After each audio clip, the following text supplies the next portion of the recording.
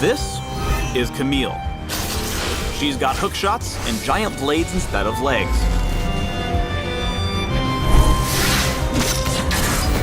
And if she's coming after you, she's gonna cut you down. Welcome to the League of Legends Champion Spotlight, featuring Camille, the Steel Shadow.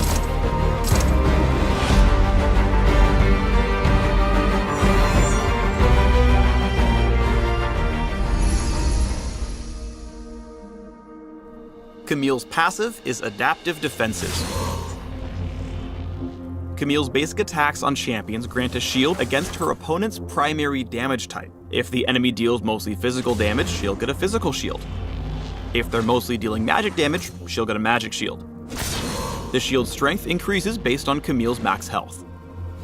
Camille's Q is Precision Protocol.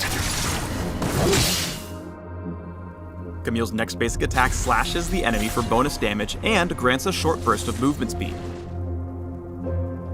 For a brief period after the initial cast, she can recast Precision Protocol for an additional strike. If she waits a beat before recasting it, Precision Protocol's second attack will deal extra bonus damage, including some true damage.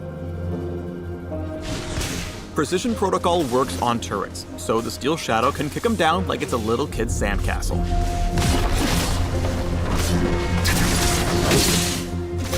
Camille's W is Tactical Sweep. Camille gathers energy, then blasts it forward in a cone, damaging all enemies hit.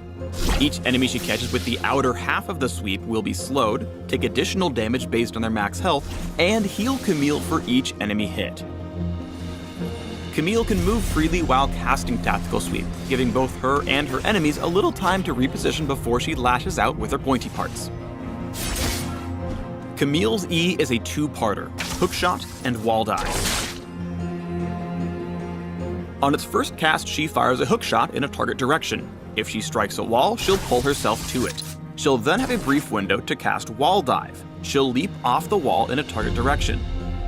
If there are nearby enemies, she'll hone in on them, stopping on the first champion hit and stunning all enemies in an area. This also grants her bonus attack speed. Hookshot only works on walls. Hookshotting enemy champions doesn't do anything, it's just rude. Double casting E lets Camille cover tons of distance in seconds. Combining the Wall Dive with Tactical Sweep slow, she turns the Keeper of the Hammer into a Yordle Kebab. Camille's ultimate is Hextech Ultimatum. Camille briefly becomes untargetable as she leaps onto an enemy champion, imprisoning them in a zone and knocking away their allies. While the ultimatum is active, the targeted enemy cannot leave the area by any means, and Camille's attacks deal additional damage while she's inside. Even killing Camille won't destroy the zone's barriers. Other enemies are free to re-enter the zone after they've been knocked out. Hextech Ultimatum's arena will deactivate on its own after a short time, or if Camille leaves or is knocked out of the area prematurely. But the best way to deactivate it is by slaying the poor troll caught inside.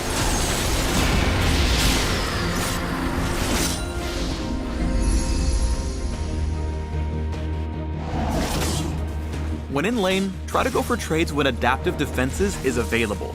Here, Camille successfully catches Mega Gnar in the outer half of Tactical Sweep's cone, dealing bonus damage and sapping some health. Since Adaptive Defenses is up, she goes in for the trade with both hits of Precision Protocol.